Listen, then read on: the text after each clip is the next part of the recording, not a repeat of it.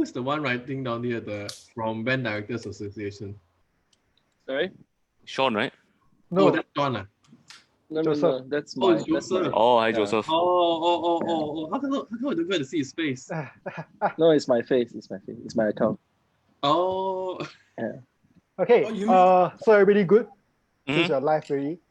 Okay, welcome to Online the Pros organized by the Band Directors Association Singapore. Today we have 4 very established band directors with us today to speak about several issues and actually to share their life journey as both band directors and conductors. So maybe let's start things off by getting them to introduce a bit on themselves and share with you their life journey and how did they became who they are today. Maybe we can start with Adrian. Okay, hi everyone. My name is Adrian, and I'm a wind band conductor. I also conduct a bit of orchestra. How I started I mean, I think like most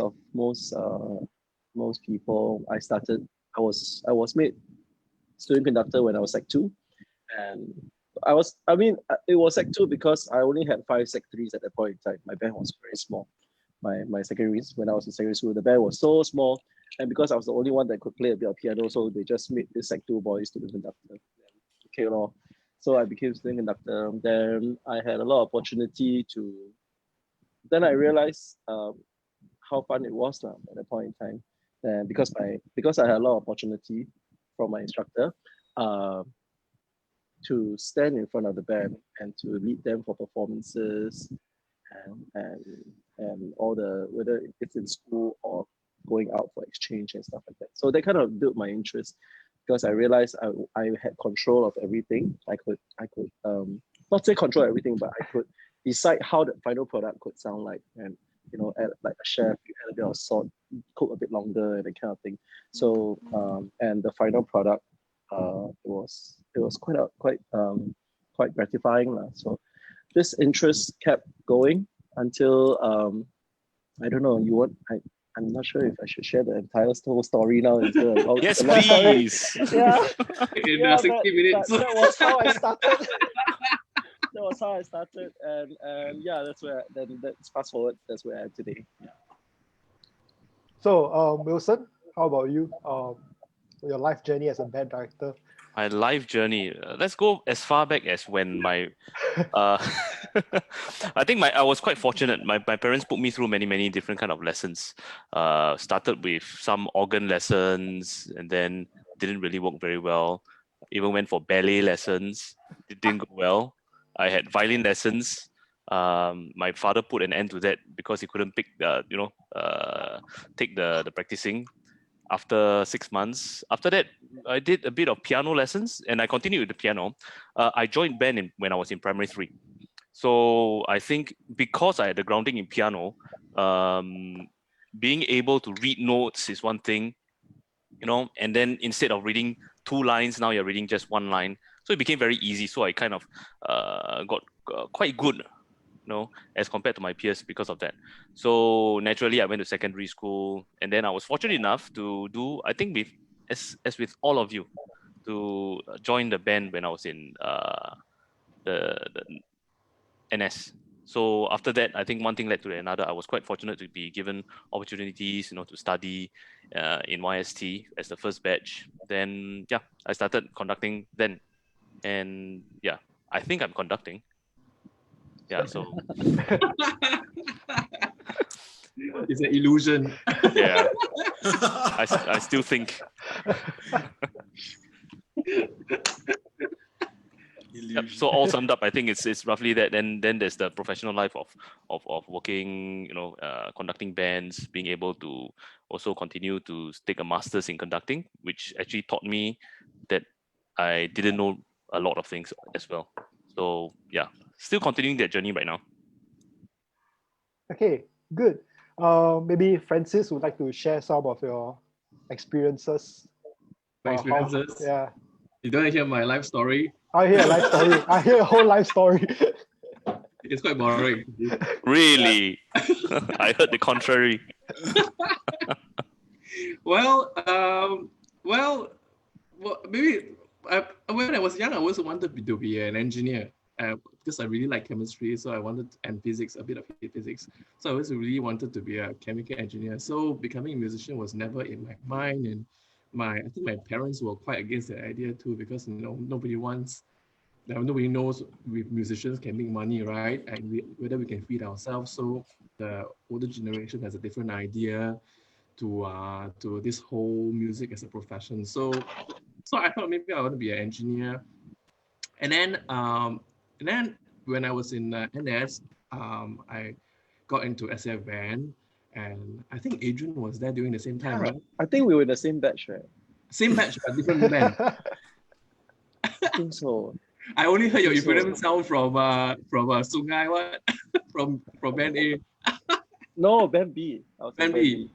Yeah. Wilson is my junior. So you know who's older lah, or who's younger. Yeah.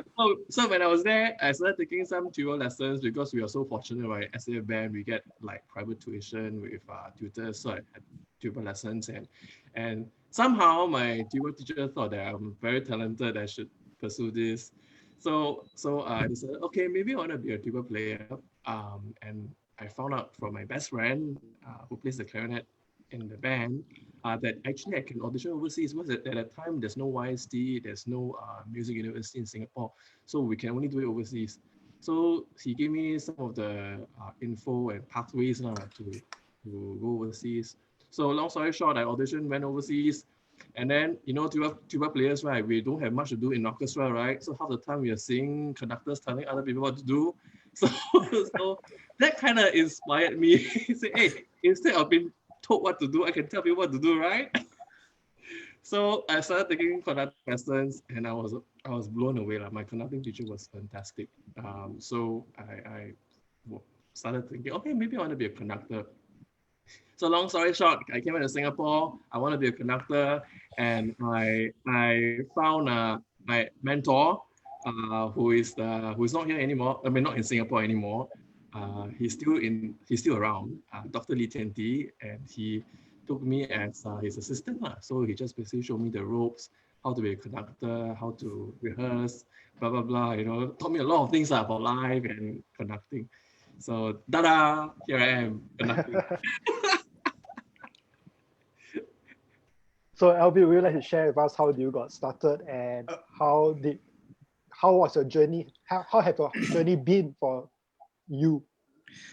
Okay, so well, I very much like the rest of the conductors here was very lucky to start off in a secondary school band, but I started my musical journey only in secondary school, nothing before that. So I'm considered a late starter, and although I knew from the very start that I wanted to do something in music, perform or conduct or wanted to build a career in music, I was never really allowed. Like a little bit like what Francis said, there was parental objection. So I followed the route of, mugging in secondary school, like some of the students who are watching right now, and mugging even harder in JC. I for the longest time thought I was going to be a lawyer, but when my mom passed at a very early stage, and just before she passed, she said, you could pursue your dreams. So right after college, that was when she passed, I signed on in the SF Central Band. So somehow all the five of us here are linked by the SF Band. So I started as a regular, and then by a stroke of luck, I was given an opportunity to conduct at a college band. And so I spent a good number of years, I think about 6 years in the SAF, and then continued to conduct. And then much later, then I went to study music. And again, that was a gift, also a stroke of luck, where I was offered a place in NUS, and where Wilson to study my master's in conducting, and where Wilson and Francis were Wilson was my batchmate, Francis was my senior, and Adrian was my grand senior. Wow, dang. So that's in summary. Blessed. It was a blessed journey. So- I think maybe I'm one of the ones that actually started conducting full time latest among all of you, because for the No. I think so, because I was on a full time job for a good 10 years. Conducting was really just a small part of my life. Then yeah, because the time I work in I work in pharmaceutical companies and I work in SSO. I mean, because of my time in SSO, that was every morning. You get to see different conductors every week after week. Now you get to see guest conductors come in to work with the orchestra, and you get to and you start to realize different conductors, how different conductors bring with them different personalities, different charisma, and how they can change the same orchestra differently every week. Yeah, it's just so magical to watch that. And actually, that was what really what really made me more inspired to pursue this route. Actually, yeah. Before that, I was actually quite hesitant to do this as a full time thing. Yeah. So one of the few questions that we got, one of the question was because we are talking about Yong Siu To and how you guys really continue your journey in conducting. What are the paths that young conductors can take, and what schools can they go to, or options that they can consider for their future? Anyone? I think by and large, all of us come from many different backgrounds, right? When it comes to our musical journey, some of us studied piano. None of us did music O level, right? Or music O level, music A level. Yeah. So my journey in terms of music education started before. After secondary school, I had my grade 8 diploma in piano. I also did my diploma in trombone, and then after that, I went to YST to study trombone as a major study. Back then, there was no conducting offered. I only managed to study 2 semesters with a guest professor. His name was John Boyd. I'm not sure how many of you remember him. So, but that was my only formal education in conducting back then. And then that carried me about 9-10 years into my professional career as a wind conductor. Only after that, then I thought I was doing the right thing. Then I attended a master class in conducting, and I realized that I was doing so many things wrong, and I needed to do something to fix everything. So now that I have done my masters, I realized there's even more that I do not know. So yeah, so that was my journey. Yeah, It's kind of depressing, right? but interestingly, a lot. I mean, around the world, right? The conducting education, if you want to learn about conducting, right, a lot of it is only offered at the graduate level. Correct. Especially the US, Australia, or even at NUS, it's only at the graduate level. So unless you do your master's or postgrad diploma, you can't do conducting as a formal study. But I think in Germany, if you want to start your conducting career really, really young, I think it's possibility. I think there's a lot of rationale to the US model or the European model. I think the US model, they just want you to be a solid instrumentalist before you embark into conducting. Whereas the Europeans, because they are exposed to music at a very young age, they become very, very competent in their instruments. Therefore, I think conducting is offered at the bachelor's level. So I think in terms of conducting education, the best way to look at this is the gauge, find out where you are, and then if you are competent, then go for the bachelor's in Europe. If not, then wait until the master's or the graduate level in US or Australia or Singapore. I think I think what you say is right. The first thing, if you really think that this is some path that you want to pursue, is to first become a good instrumentalist. Be good at least 1 or 2 instruments, and because how can you tell someone to do it if you can't even do it by yourself? How can you express to people what you want when you inherently can't even do it yourself? So and having the experience, the experience of the knowledge of what music is and the different kinds of music, what better way to get that experience than to be in it, performing it, yourself. and making at the same time making conscious decisions whether you agree or disagree with the conductor and why. Yeah. So actually, I mean, I think three out of four of us down here are low brass players. I'm not Yes, sure, is it it because is. we have lesser notes Two we have lesser players. notes to play compared to the two flautists down there. And We have lesser notes to may I play, add, hence we got more yeah, time but to think about these things. may I add one thing in case any of our students are watching us, any one of us are very competent instrumentalists. If you don't know, Adrian is a fantastic euphonium player. So you Don't should dare to get say a that chance to anymore. really play the euphonium. Don't dare to say this. Yeah, so that's Yeah, the competence does really make a big difference, especially if you're conducting peers at least. Then you need to be able to show that form of musical maturity. people need to respect you as well. Yeah. Correct. If they don't respect you as a musician, there's no way others can respect you as a conductor. So Alvin, anything to add to? Well, I think these guys covered most of it. I would think that the question is coming from slightly younger students, like maybe between the ages of possibly 15 to 18, Yeah. or 19 or 20, up to poly. So Francis mentioned that you could study your conducting at an undergraduate level in Germany, but many of us might be thinking that I might not have the opportunity to go overseas. I might not have the means to go overseas. So then, what can you do here? I think one thing that most people who start off being inspired by conductors, or seeing a maestro on YouTube, and then you say you want to do that. But one must know that this is really a lifelong endeavor. Like really start studying on a very, how shall I say, on a very detailed and disciplined fashion.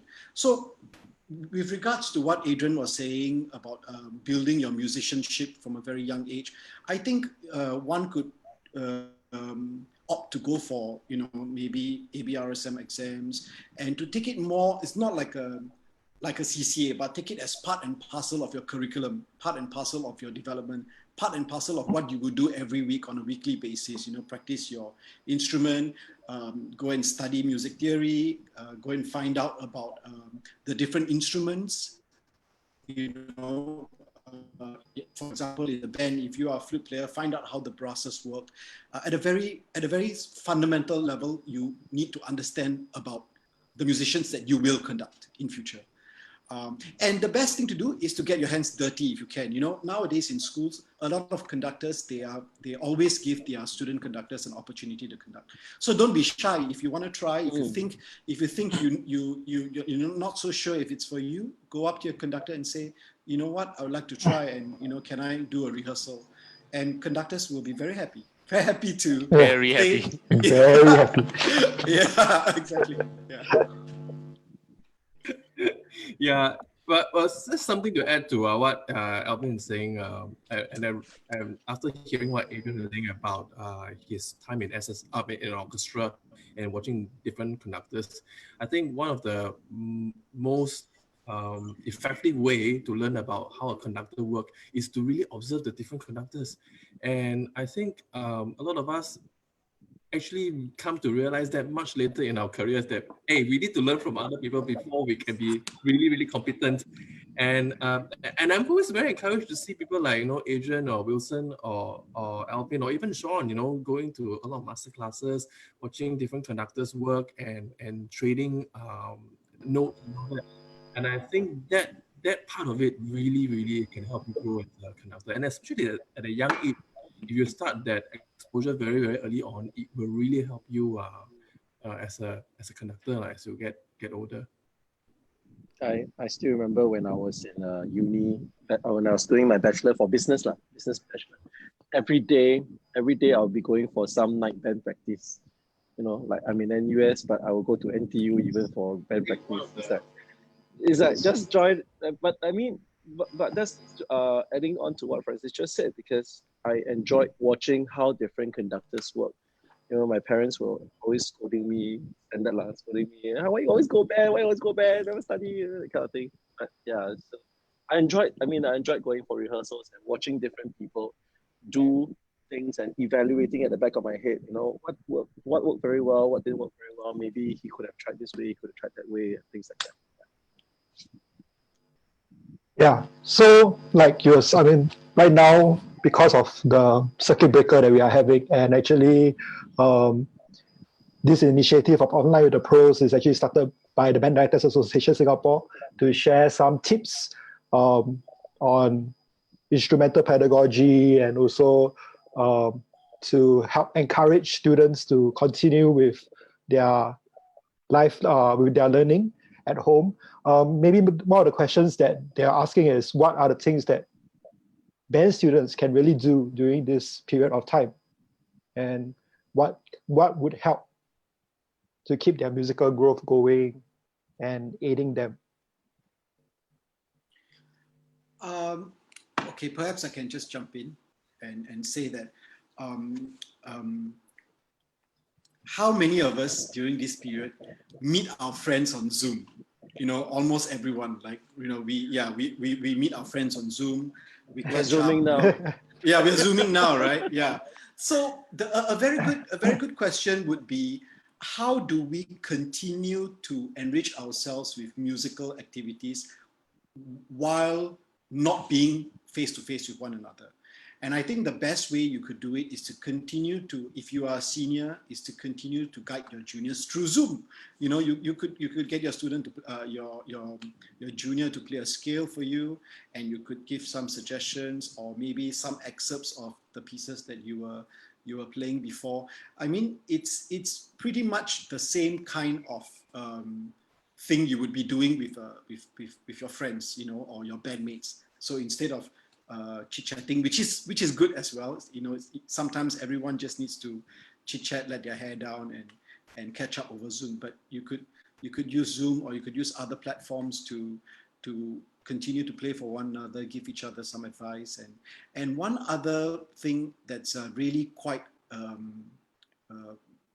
hot right now is the number of people who are going online to give masterclasses. Like even right now, we are having an online chat, and I don't think this would have happened if not for COVID. So there's really a lot of resources out there right now, even paid and unpaid. In YouTube, if you go to this masterclasses.com, this website that puts up great for flute players, for example, Emmanuel Pahu puts up masterclasses there. It's like, just having 45 minutes of hearing him talk about the flute, makes me want to pick up my flute immediately. So there's quite a number of things you could do, both personally and with your bandmates, if you think about it. Yeah. For those of you who do not have an instrument with you, it's also a good time to brush up on your music theory. It will save us conductors a lot of headache explaining to you why there's a dot here and what that accent actually means. And there are free resources out there. I cannot emphasize enough the importance of actually knowing your music theory well, because it's at least 50% of what a band rehearsal is about. You need that theoretical knowledge. You need that your instrument prowess to be able to play your instrument properly, and to be an effective member within the band. So now that we are on the peer junior senior level topic, one of the questions that came in was, Sorry, if I can add on to just now. I think Francis wants to say something also. Yeah. Francis, you start first. Francis, you start. Oh, Yeah. well, I was going to say, I thought a lot of musicians, even student musicians, are quite introverted. So when I thought this COVID time, right, everybody will be very happy. You get to do things by yourself, and for at least for me, when I was working and doing all the usual stuff, right, I always thought that I wish I have time to spend time with my scores, with some music, listen to some music, and really learn about things lah. So So like for instance, I have this student, right, who have always struggled with fast tonguing. So he want to learn like double tonguing and multiple tonguing, but because of the regular band schedule and his workload, right, he never had the time to do it. So he started like harassing me about multiple fast tonguing and all that, and I pointed him to a website, and he's basically spent time with the website doing exactly what the guy said. And in 3 days, right, he could double tongue at 180 and really even double tongue. He showed me his video, it was amazing. So this is a time where we can really, start to look at ourselves and focus on what we are lacking and find things to do. Right? I mean, I totally agree. And banking going further on what Alvin said, now this period, so many, even like Phantom of the Opera was free last week, and now we have orchestras streaming, never seen before, performances live. So now you don't have to pay a ticket, you don't have to pay a single dollar. You can get yourself exposed to these top-notch performances. And I mean, you would play, for example, last week's streaming of Phantom of the Opera, you would play Phantom of the Opera in a band, but have you heard the lyrics before? Things like that, you know the story that goes on behind that whole musical, and the pain and all that thing. Being a musician is really about expressing what life means to you in the music. So it's sometimes, of course, yes, of course, being the geekish us, we go and find out all the nerdy stuff, how to double tongue, how to triple tongue, which is perfectly fine. Different people do different things. The tech people will go into the tech websites. The fishing people will go into the fishing websites. So, we go into our own techie stuff. But also, I think it is important how we can all build on our musicianship and our love for music. Finding your idols, finding your instrumental idols. That's another great project. How do you know for example, Alvin said he admires Emmanuel Pahud. Well, he might not be your most favorite person. Find another flautist that could be even better than him, or somebody else that you prefer. Either you like him or her for whatever reasons. Find your favorite idol, because I think all of us were motivated to become who we are today because of a few individuals. Because we love music. Why do we love music? And because we have someone in mind that we want to emulate. We have someone in mind that we want to copy. We hope that we can become that person. Of course, that was how we started. But so, and this time also not just for yourself, but for your friends around you. I think it's great if you all can discuss about, hey, I want to share this recording with you. I mean, don't have to make it, hey, let's do, don't make it so let's do these assignments this period, the kind of thing. How about just sharing the love of music, sharing your little tidbits and your little what you like to other people, and maybe people can share back with you what they like, and then you can compare and talk about it. Yeah. And we have a question, because just how Francis mentioned about the website.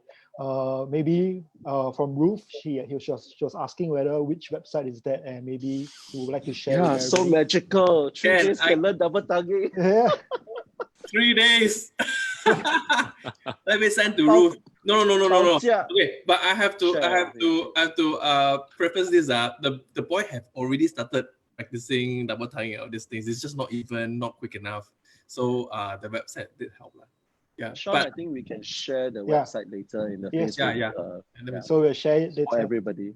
Yeah. I'm not sure if it's paid. Is okay to share? Is it okay to share if it's paid? Yeah. Okay. No harm. I think someone tried to sell his reeds just now. Okay. Who? Okay. So anyway, I think the most of the panelists here today they feel that good conductor or person that is encouraged to pursue music director path would have to have strong individual musicianship. What are the other qualities that you all might think that would be good for students or young conductors to have? Alvin, maybe you want to start? Who again? Me? Yeah. Did you say Alvin? Okay, Yeah. sorry, it's a bit spotty. Yeah, well, yeah, I think the part about individual musicianship, playing one's instrument well, has been spoken about quite in detail. And really, I think even for us conductors, we are always encouraged to keep playing throughout our lives, because you are only as good a conductor you are as a musician, and that's something to remember as you grow in this thing. But one problem that young conductors will have, I mean, at the student level, maybe Sec 4 or maybe Year 2 Poly or J2 Poly, is the ability to read scores. So you need to have some basic score reading tools, like for example, the knowledge of transposition. When you look at a full score, you will need to know how to transpose, like for example, French horn. And so that you would be able to study the score, you would be able to study the harmony. If you need to correct someone, you could say, okay, so second horn or so on and so forth. So transposition is really important. Understanding keys, that's also very important. Knowing how a piece, the general key that the piece is in, because as a student conductor, sometimes you are doing warm-ups, right? Before your conductor comes in. It's always a great idea to do warm-ups in the key of the pieces that you're going to rehearse. So as a student conductor, you would probably want to, be able to tell, okay, this is in A major, so I will do an A major scale, or this is in D minor, I will do a small articulation exercise with the ensemble before full band. So that's important as well. Also understanding some notational things, like I actually started out in my secondary school as a percussionist. So I know a lot of people do have problem reading percussion notation, especially when they first look at a conductor score, young students. So don't be shy, go up to your percussion friends, go up to your conductor and find out, what does this mean? How does a double stroke roll look like? How does a bass roll look like? For brass players, how do you execute a trill, for example, for woodwind instruments? What's the notation for a half note trill, or what's the notation for a full note trill? That's something. Yeah, so score reading is important. And maybe if you want to take it a little step more, I'm trying to recall how the conducting bug came to me, or maybe not the conducting bug, but really the problem solving bug. Very often as conductors, we are there to solve problems. We are there to help. We are there to make the ensemble sound better. So one of the first things I did as a young kid in my teenage years was to go to my friends and ask my friends, like, is this passage difficult for you? Can you play this for me? And then I will ask, why is it so difficult? Why is that note so flat? Or why do you always mispitch there? Or why does this fingering seem so difficult? And then through that kind of conversation, you get to understand the difficulty in each instrument. And in a way, your knowledge about instruments through just chatting, just over break time or something, it just grows exponentially. And that's actually a very useful bag of skills to have as a young conductor. Yeah. That's for me. Also maybe to add on a bit, and I actually learned that pretty late in my life, learning about conducting, and I actually learned that because if some of you don't know, Adrian was my senior in YST. So every time I see Adrian conduct and teach, right, and work, right, they always have something for me to take home and to steal, and make it my own. But this part about making the music your own, I think this is something that a lot of the young conductors don't really have. That, like, they don't have much to say about the music, that they make it their own. And I think many of us have student conductors, and oftentimes our frustration is, what can you do to make it your own, so that when you say something to the ensemble, they know it's yours. They know that you're not copying your mentor or your conductor. And I think that's important. And unless you delve into things like music history, learning about different interpretation and styles, learning other conductors, it's very, very hard to develop something that is by yourself. So maybe I was also just wondering, I'm not trying to do Sean's job as a moderator, but I want to ask, Adrian, Ask away. Adrian, what is your process to getting your own voice in any piece of music that you are working on? Actually, it's a lot of try. I mean, I guess you all go through also. It's a lot of try and error. Like I was mentioning, I was made student conductor in Sec 2. I mean, what did I know about conducting? What did I know about putting a band together? But my school was actually next to a cemetery, and every time, I mean, Maris Stella, so we were next to a cemetery, Mount Vernon Cemetery. Every other day, you hear the funeral band, that kind of stuff. And my classmates would say, hey, the funeral band sound better than you all, that kind of thing. Ouch. So, because we had to play national anthem every Monday. I don't know why the school made us play national anthem because it sounded so bad. I also don't know why. But it was a good thing because every Monday we played national anthem. And I was student conductor Sec 2, Sec 3. When I hit Sec 3, the comments started to get better. Suddenly the teacher, hey, today the band sounded not bad, and I was happy because I know I work on things and I know I help contribute to make it better. So my takeaway from that is don't be afraid of making mistakes. You will never know.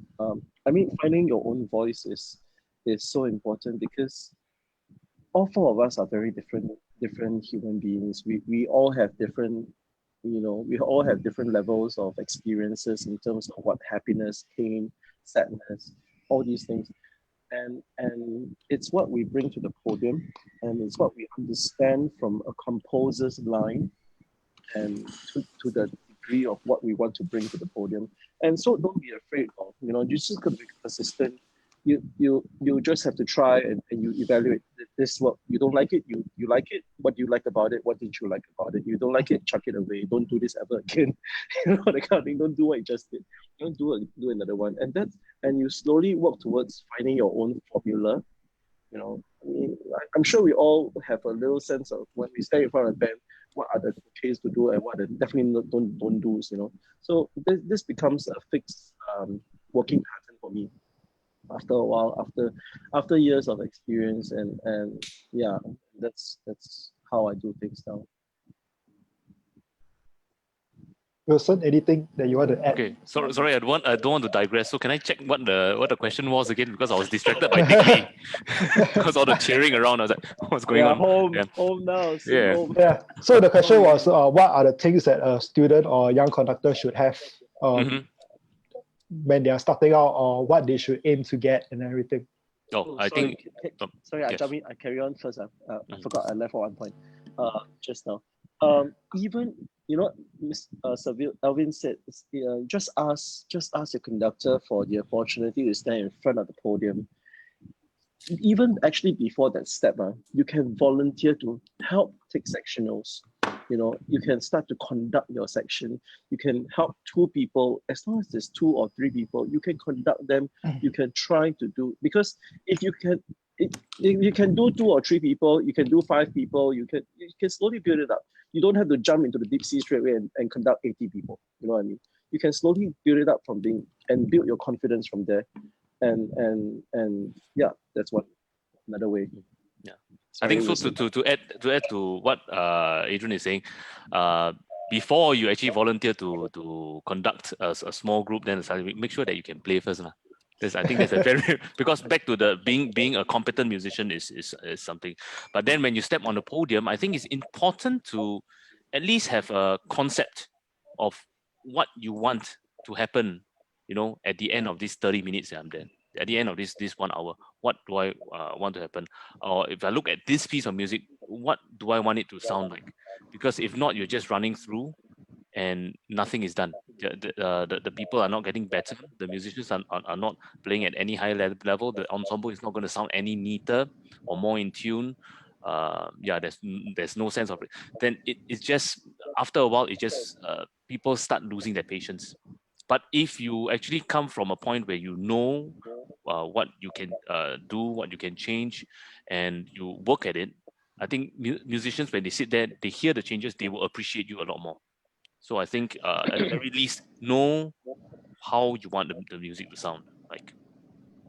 You've got to have a very clear image of what you want the final product to be, so that if the image is like this, and in the rehearsal this is off, you can fix it back to fit this. Mm-hmm. So it's about knowing what the original image is. If you don't have the original image, there's nothing you can do to match it.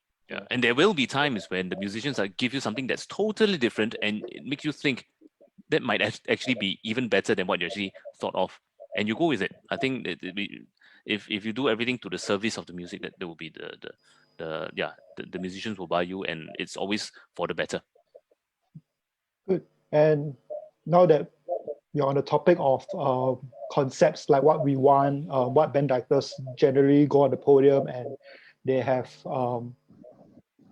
problem solving, things to solve. There's a question by Lisha Ni.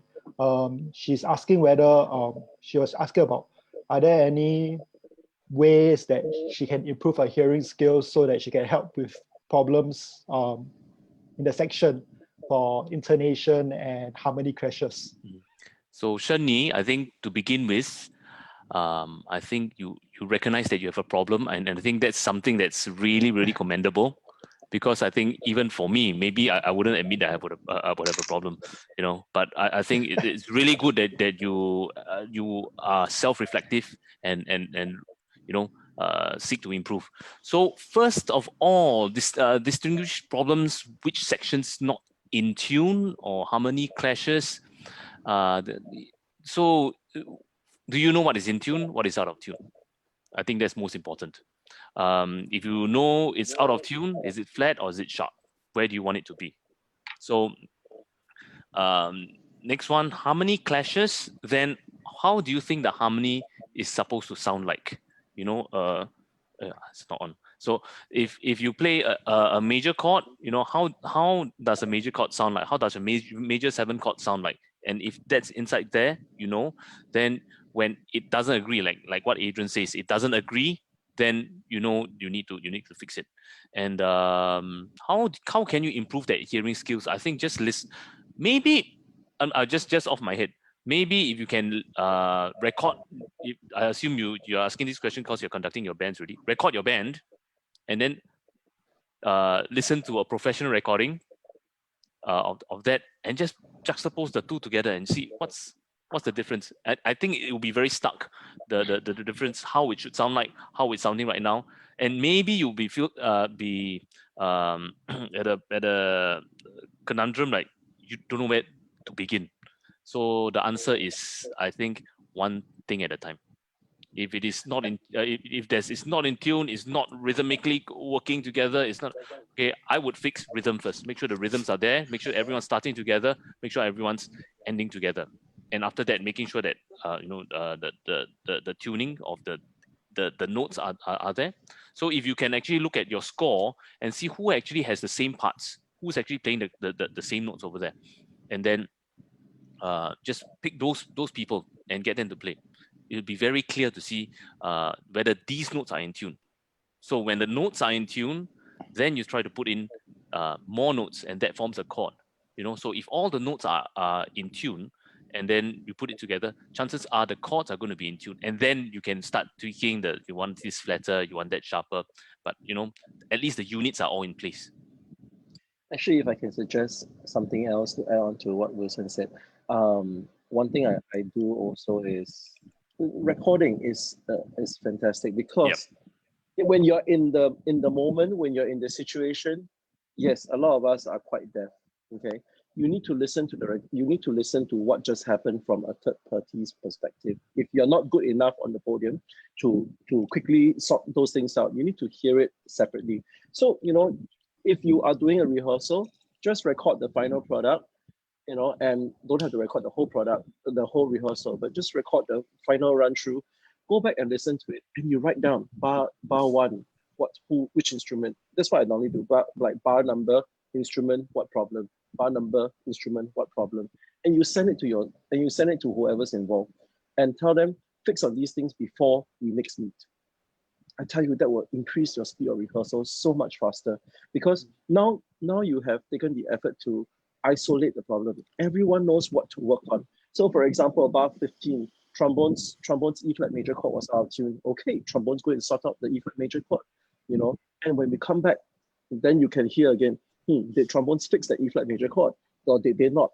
Or was it somebody else? Was it the French horn section instead of the trombone section? So these things come into mind, and that's how you break down all the problems and make everyone work for you at the same time, instead of Usually you it's the having to horns. solve every problem. Oh, So Yeah. I think Sheni, right? Sheni. I hope I'm pronouncing it correctly. Hi Sheni. And if you are still listening, I think it's great at your age. I'm assuming you're really young, that you're thinking about improving your hearing skills, because I think many musicians, band kids especially at a younger age, they don't think about hearing skills. They are always trying to play better, trying to get notes and rhythms right. But the thing about hearing skills, I think it's like a secret language, like a secret magical language that only musicians understand, and it's in the mind. And one really good thing to good pathway into this discovering this secret language is to build on your oral skills. When I say oral skills, I'm talking about something as simple as being able to tell an interval of a perfect fifth or fourth. Even today, I use an app just to practice my oral skills when I'm in the car or in the Grab, and there are a lot of apps available. So why? I mean, a lot. You might be wondering, how will oral skills, or how will the ability to tell intervals help me solve the band's problems when I'm standing in front? That's because you're building the knowledge of how the interval sounds in your mind even before your rehearsal starts. So it's already set in there. And then when you are in front, there is the nerves, is my hair looking good, or it's my conductor is standing at the back of the room, I'm nervous. So of course there's all these nerves that's working in you when you're standing in front of the band. And you can rely on this previous idea of how interval sound, or how octaves are in tune or out of tune, and then you'll be able to tell the problems faster. So I would suggest, to improve your hearing skills, just go and download apps as a first step on your phone. You'll be surprised at how much better you can hear from then on. It of course helps to be a pianist. I wasn't a pianist. I mean, I play the piano now, but I never did when I was young. But if you can't, just download oral apps. That's one good way to start.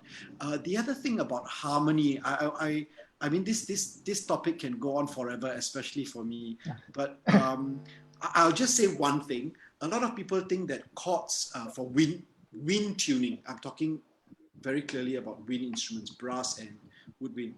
Many people think when chords are out of tune, it's the color notes that are the problem. Color notes meaning the major or minor third, or the sevenths or the nines. Very often it is the tonic notes that are out of tune, the unison notes, the people who are playing the root position or the fifth position. So, I can, and especially in band writing. So that's a good way in to check who is causing the harmony problems. Yeah, just a quick add-on, as a very fast one, summarize everything. I was listening to some of you talk about how recording your own session is so important. I think that really helped me learn as a young conductor when I was starting out my career, because I used to have problems hearing like what Shani was saying, like that. So I can hear the intonation errors in the trombone, and I only found it out. I mean, I didn't mean trombone all the time. I mean, can be in the clarinet or any instrument.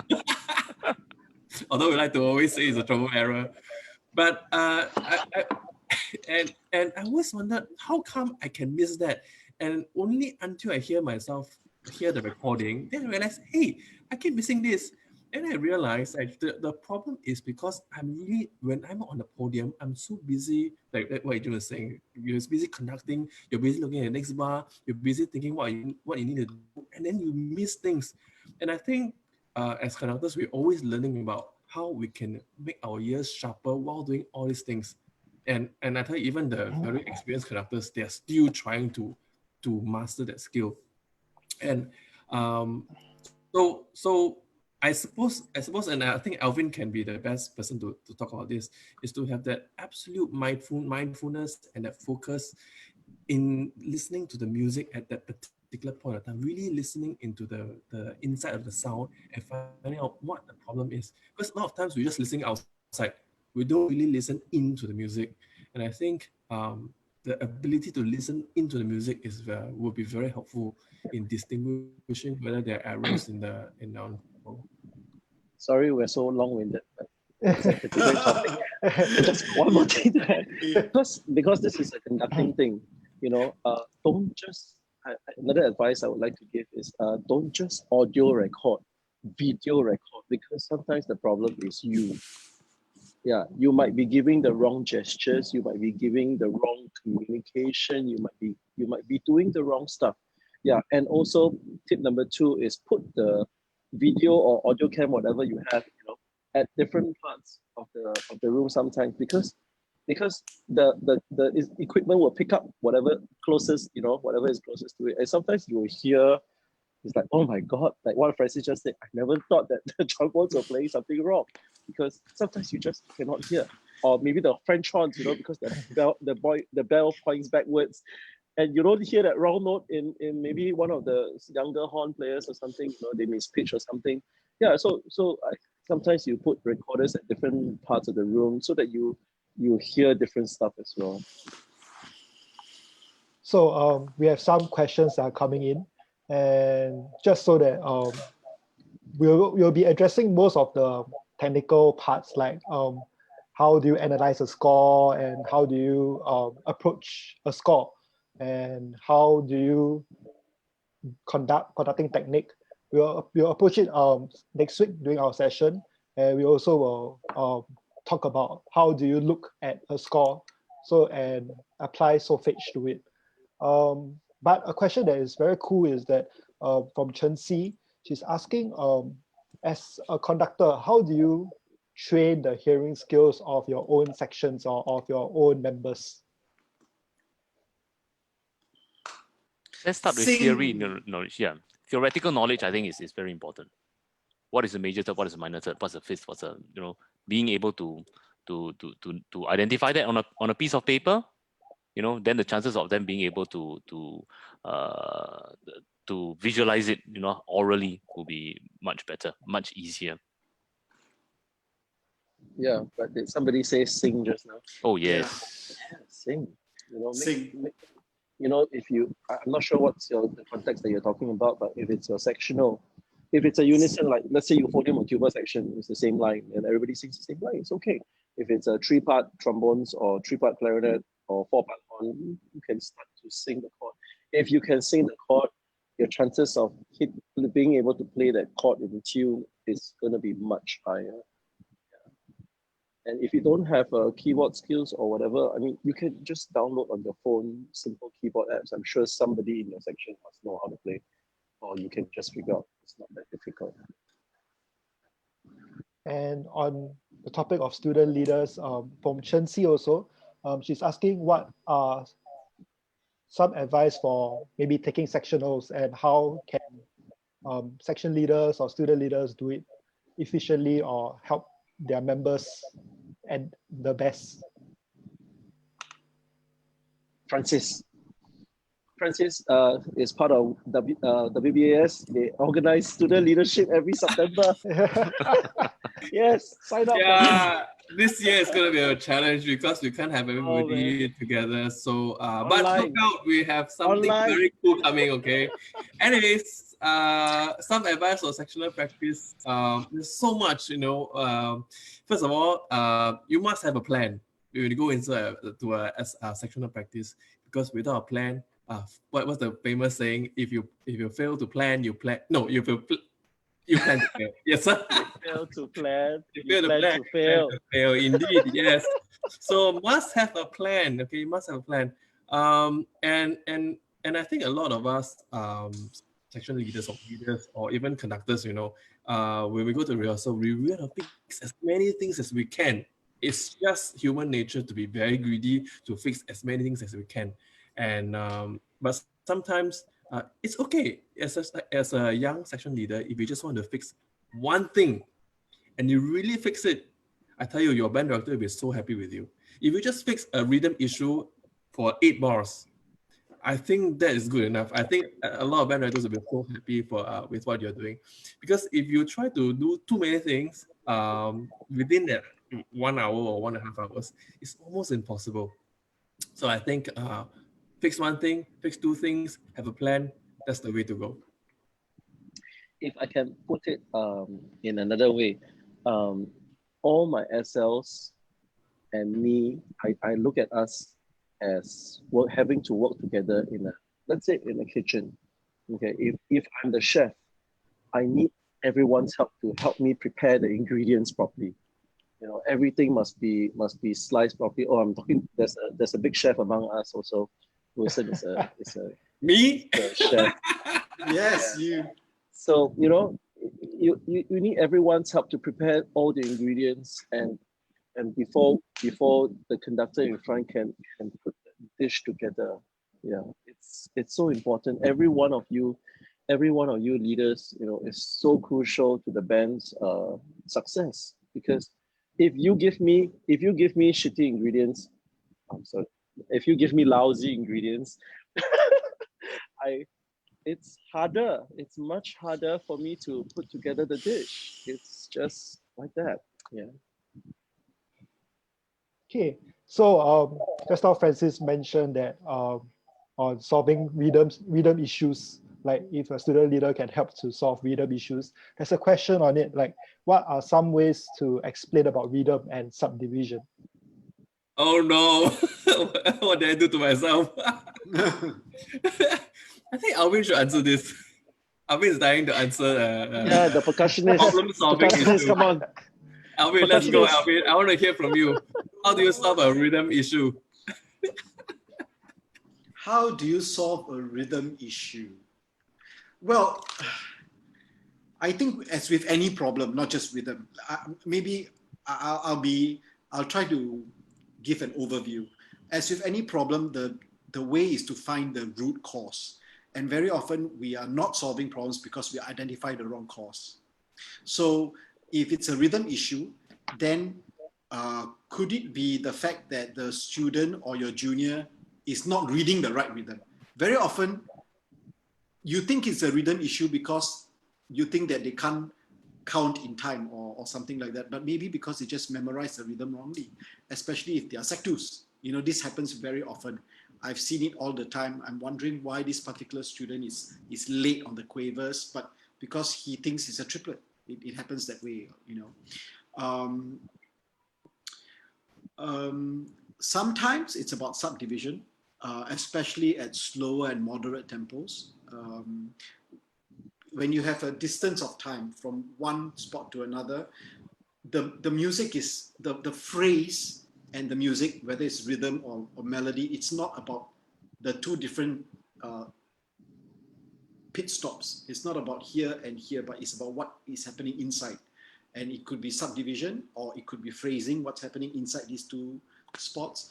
So subdivision could be the problem. You can do very simple exercises like counting with a metronome. I mean, that might work for really young players. A couple of years ago, when I was in my 20s, not too long ago. Couple.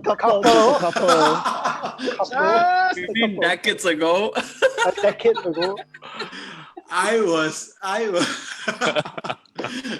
okay. I was introduced to this this thing called Dalcroze, and actually a student of mine has gone overseas to study Dalcroze, and he's came back and he's shared with me and my students. It's really interesting how Dalcroze can help rhythm, because Dalcroze is a study of movement, bodily movement, and how that connects with music. especially with rhythm and ideology, phrasing, and things like that. So one of the things that I make the really, really young students do, like within the first few months of picking up an instrument, is to walk in step. You know, when we were in schools, we all marched in our bands, right? We all marched in our bands. So marching, if you still march in your band, that's great. But most band students now don't march. You could walk in step. You don't need to choose get a pop song, get a popular song, get Justin Bieber or something, you know, and get the set ones to walk in steps. And you'll be surprised how many people can't walk to the beat, let alone play something that's rhythmical off the score. So yeah, try that out, see whether it works. If I can add on another suggestion, add lyrics to it. Add lyrics to it. You know, sometimes you just, for example, if you want to say, I want to have some lunch, and you want to use, I want to have some, if you have 5 notes in that bar, for example, I want to have some lunch. You know, I mean, if they're a bit slower, you can use this as well to teach them. So for example, like I remember there was once I was teaching this rhythm, then I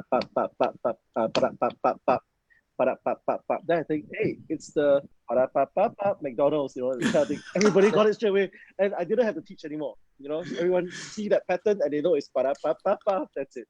So Adrian, sometimes everybody's salivating already, you know.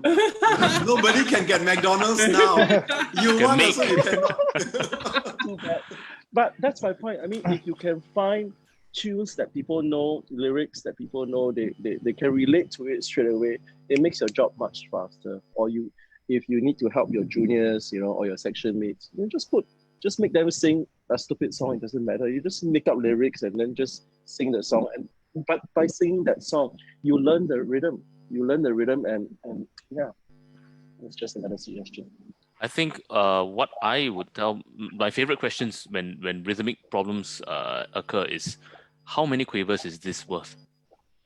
And I realized that many students are just a bit lazy to actually figure out the rhythms themselves. I think figuring out is the main point that you need to get your juniors to actually do. So if it is a quaver, what do you call it? The lowest common denominator is the quaver. Then ask them each note, how many quavers is it worth? And you realize that when it comes to a dotted, crotchet, sometimes they are not able to answer the question, or they just have not put that thought into it. Once they have done that, then I think your problem becomes a lot easier. So you can just sing to them. This is a ta ta ta ta ta, something like that, and it solves the problem. Not just for now. They will start questioning the rhythms when they see something a little bit more complicated next time also. So it kind of slowly helps you down the road in future, so that they approach a rhythm as a problem sum, and they know that there's a responsibility for them to solve it. And also, I think rhythms, right? They are not. You cannot treat rhythms in isolation. The rhythms come from other rhythms. So one of the things that I learned is I used to, you know, with my bands, we would play some of the very standard repertoire, and then they hated it because it's so boring. And then when I gave them something, some pop music with a lot of difficult rhythms, they could play so well. And I was like, what is going on? How come you can read these difficult rhythms, but you cannot play such simpler rhythms on this piece? Then I realized something. They will actually be listening and recording. So, and I know this is controversial because a lot of us, a lot of conductors, band directors are against listening to recordings, learning things. But I think there is a place for that. I think for really, really young players, if they just need to experience that rhythm, right? Maybe sometimes listening to recordings just to find out how that rhythm sound like may be a good idea forward. And then we can go on to analyze, okay, where the pulse is, you know, how to subdivide it to make it more accurate. But just to get a general sense of how the rhythm sound like, I think recordings do have their place. Can I just share something? If you indulge me to share something on my screen, which is over here. Not sure whether you can see. Can you see this? Yes. Yeah. So this to me, and yeah, this is all credit to Mr. Ye, my teacher last time. So there's only 6 basic rhythm patterns that from 1A, you know, these are the ones, and then it cascades down to this, and then down to this. So essentially, they just need to kind of learn these rhythms and try to relate everything back to these 6 rhythm patterns. I think it actually will be quite effective. Okay, so I think we got time to take one last question. Hi, Jinjin. So fast. So Jinjin has a question. He asked on student Jinjin. management. Yes. I don't answer lah, Jing Jin. Party in space. Thanks. Jinjin, you tell us, Jinjin. But this is quite You tell interesting. us. So this is quite interesting question. How does one help to motivate students who don't have an urge to self-improve fundamentally? And are there any strategies to help bringing these students to find a purpose and being part of a team? Maybe Francis? Me again. Well, I think this is a very loaded question because there could be so many issues, right? If it's a motivation issue, then we have to see what is the problem, right? Some fundamentals. I suppose the importance is okay. Let's distill it into two points, 2 fundamental points. I think number one, there has got to be a culture of excellence in the band itself. People got to realize that playing quality music, playing to their very, very best is the ultimate goal of the ensemble. Because if people don't subscribe to the idea, it's very hard for them to want to even get there. So unless they can subscribe to the idea to have a culture of excellence, we can't do that. Number 2, I suppose the other point would be help me out, guys. Sending thoughts and prayers. I would say in terms of motivating students, sometimes it's trying to understand them first. I can't say I'm successful 100%. Also, I had a few failures as well. Not failures, I mean failures in terms of me failing to connect with them. There are some students that just refuse to open up or just refuse to bring you inside the circle. But what I'll try to do is find out what maybe that student has inherent problems. Maybe he's having some issues at home. Maybe he or she is having some friendship problems in the band or in the class, or they're not managing academically. They can't handle too much. They're too stressed or depressed. So these items come in also. So I would say simply be their friend first. Okay, or not say friend, but be their mentor. I mean, try to find out what's going on in their life, and I think that's so important because I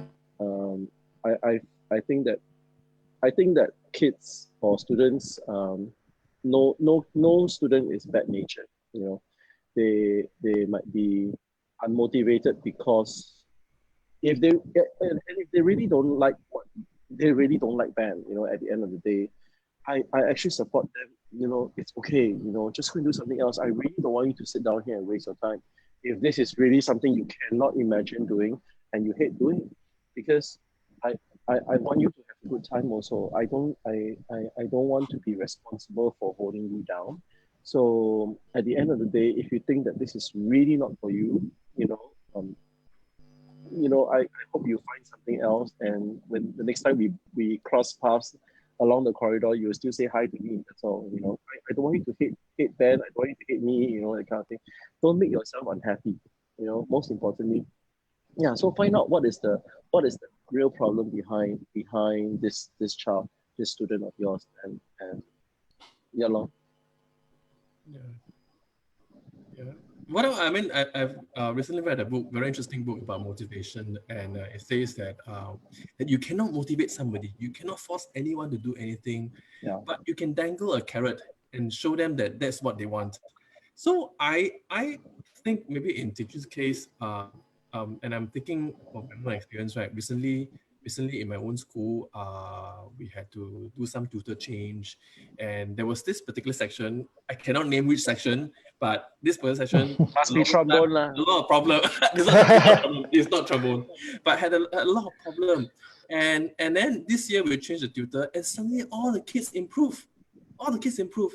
And then when I spoke to the kids, right, they tell me, because the tutor don't have to teach, the tutor just play for me, and I just want to play like him.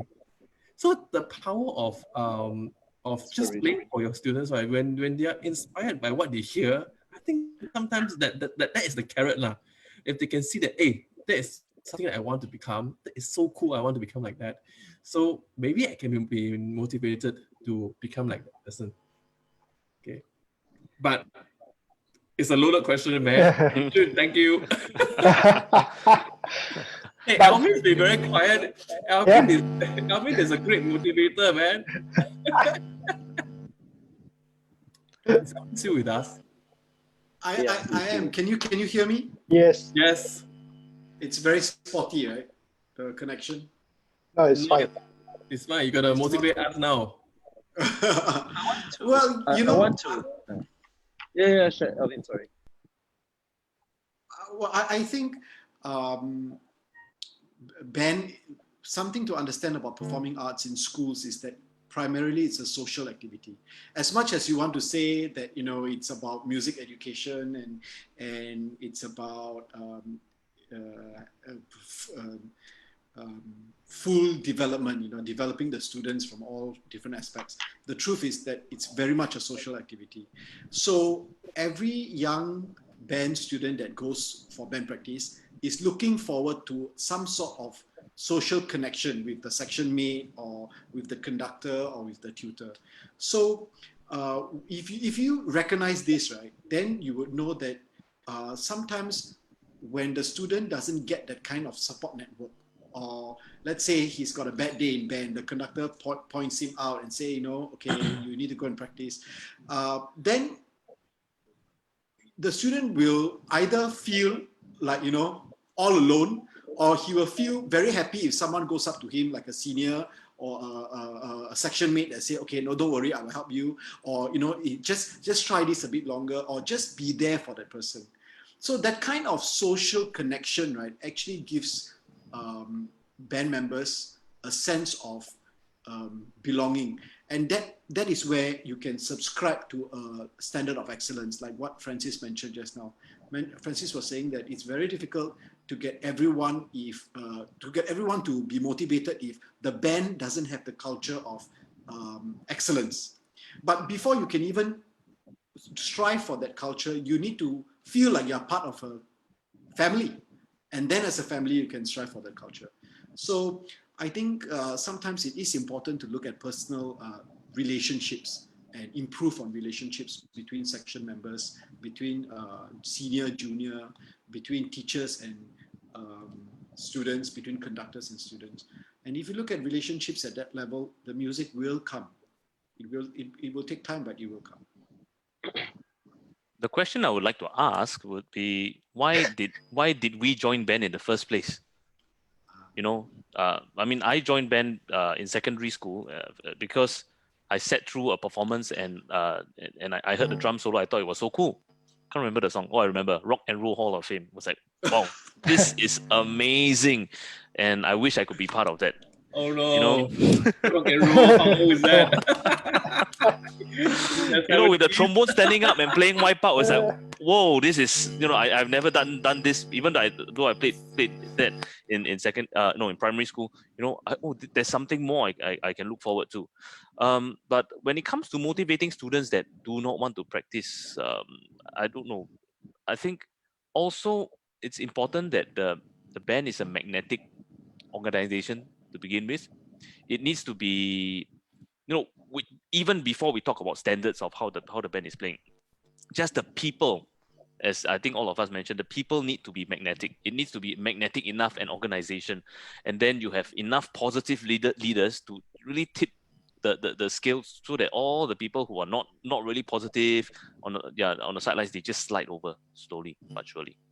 So I think being a very magnetic organization is very important to create some sort of intrinsic motivation towards the people who might not want to practice. You know, as what Chris Francis said, dangle a carrot. You know, make them just small little steps at a time, and then yeah, I think once they are bought over fully and completely, you know, they're yours forever, and yeah, the whole enjoyment of music can begin. Okay, so that is Dinjin's question. Now, I think there are some questions coming in about conducting also, like how do you conduct certain patterns? Maybe I think it's good to go into that for next week, so that we can maybe prepare a better panel discussion on what we are going to do throughout the next week's session. So actually, the question was from Renee, like how do you decide what kind of 6/8 pattern are you going to conduct, because there are different variations. And actually I think that maybe would you like to talk about the basic 4 patterns first? 6/8 is just like that. No, as in 6.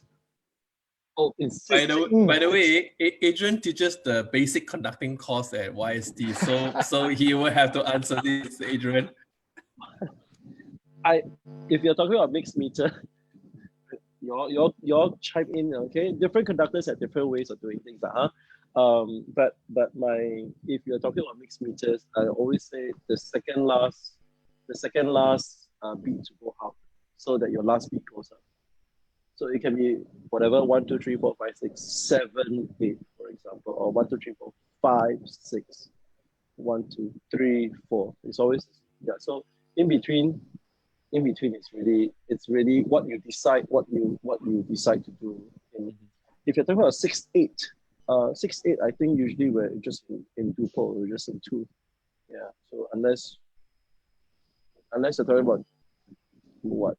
Very slow 6. A slow 6.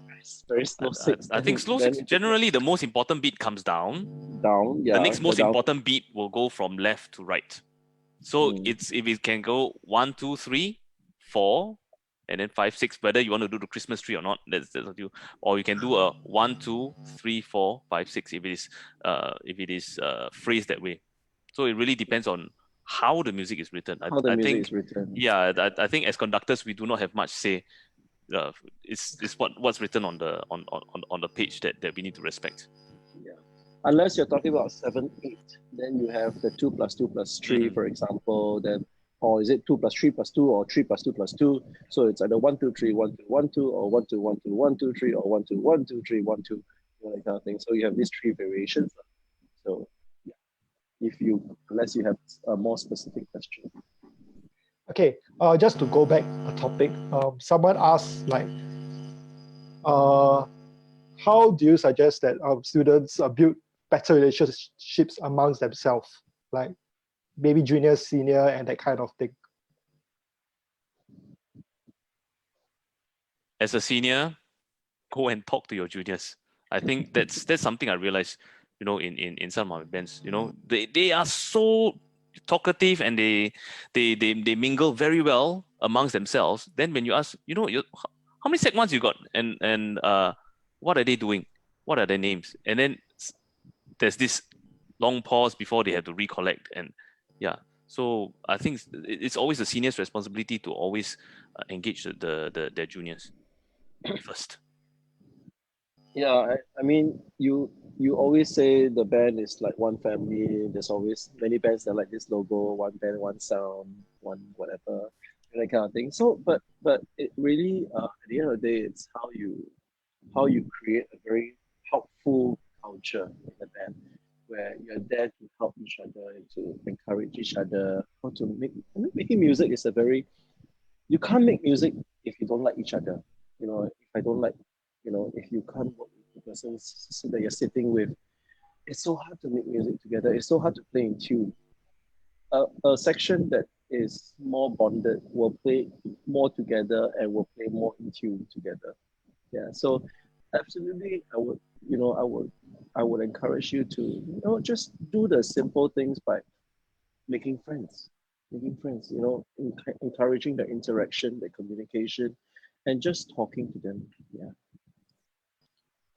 Okay, and we have a question from Ku Ming Kai.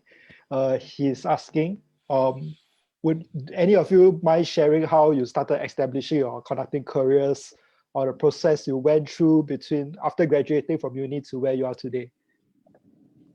I don't have much of a career to bring with, so next person. Don't say that, Lau. You're too humble. Conducting career.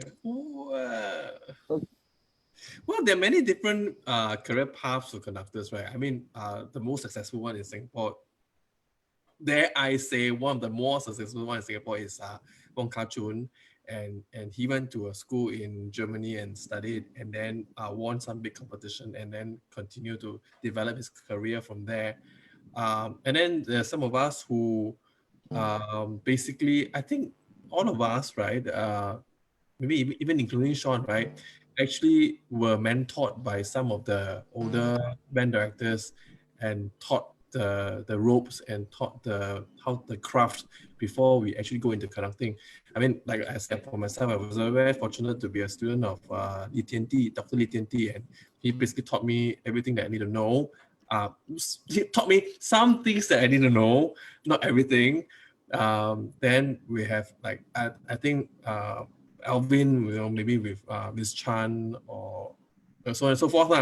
So, uh, so I think it's important that you find someone that you have a good chemistry, and then just go under the wings of that person if you want to be a band director. That's what I'm saying.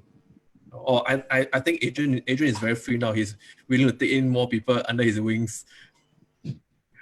You are also very. But I think the question was, how did we establish our careers after we graduated? Oh. So it's, yeah. I mean, I can share a little bit on mine. I mean, I graduated. I went to I like many of us, during my time when we were coming out to school, to study. Um, to study music was in Singapore was not the most viable option. Otherwise, you had to go overseas, but that involved a lot of money. So I went to the typical route. I did a degree in NUS, but so after I finished my NUS degree, I taught very little. I only taught once or twice a week amidst my full-time job. Yeah, so I was doing admin stuff. I was doing events management and stuff like that. And then after that, I decided, then my full-time job became part-time job, my part-time job became my full-time job. Then I decided, okay, fine, if I want to do this, I have to, it's a buzzing sound. I have to get myself properly educated in that sense, educated and certified. I mean, throughout this period, I was still flying away for master classes and attending theory lessons from teachers and stuff like that. And then when the YST masters opened, I quickly signed up for it. And from there, I think what was great about it was that within in that building, I mean, I think you all can say the same thing as well. We made a lot of connections, within the building. We met many people. It gave us many insights to many other ensembles and the experience to work with different kinds of musicians, whether professional, student, or amateur levels. We were very exposed to that kind of thing, and so I carried on experimenting with new stuff as well, and solidifying our concepts, what we have learned to our daily jobs. I mean, yeah, and that's how we slowly build our careers. I would just like to add something to what Adrian actually started with about talking about connections. I mean, I'm not really answering Min Kai's question, but something that's very closely related is to grab every opportunity that you may have coming your way. Many young people these days, they either do not have the confidence to say I want to do it, or I can do it, or let me give it a shot, or they don't see it necessary to have a connection or human connection, and try to say, maybe I'll try to make friends with this person and ask, okay, how do you do it this way? It could be within your bands, it could be with your mentors, it could be with your instrumental tutor. You could, go out of your way and ask questions, and if an opportunity comes your way, grab it. A lot of students don't grab opportunities for some reason that I find a bit strange to understand, because I think I speak for all of us in this forum. If we had the opportunities that students these days have, we will be very happy. Goodness. Yeah, we will be very happy. Yeah, so grab any opportunity you have. But sometimes it's also about being ready to grab the opportunity, because you never know when that opportunity might come, and if the opportunity comes and you're not ready to pick it up, then it becomes a problem as well. So just arm yourself with as much, it's just like a computer game. You never know when you might hit the big boss. You just need to arm yourself with as much weaponry as possible, so that when the big boss comes, you can shoot the big boss. Looking back at Min Kai's question, right, it's talking about conducting careers since graduating from university to where we are today. I think very important to take note that, having a university degree doesn't guarantee you knowledge. No, even if it's from the most prestigious music university, it doesn't guarantee you knowledge as a conductor. You really need to do it. You need to have that experience and know when things work and when things don't work. Even when things work, you need to know why they work. I think earlier in my career, I think a good 10 years, I was just, things worked, and okay, they work, and I don't know why they worked, until the same things that I thought would work didn't work. Then I started to really think. I mean, I was not too fortunate in that aspect, because I didn't really have a mentor in the early part of my career. So a lot of the things I was just doing, thinking I knew, but then if it fails terribly, I get very upset, because I don't know why it didn't work, because I was working very hard at it.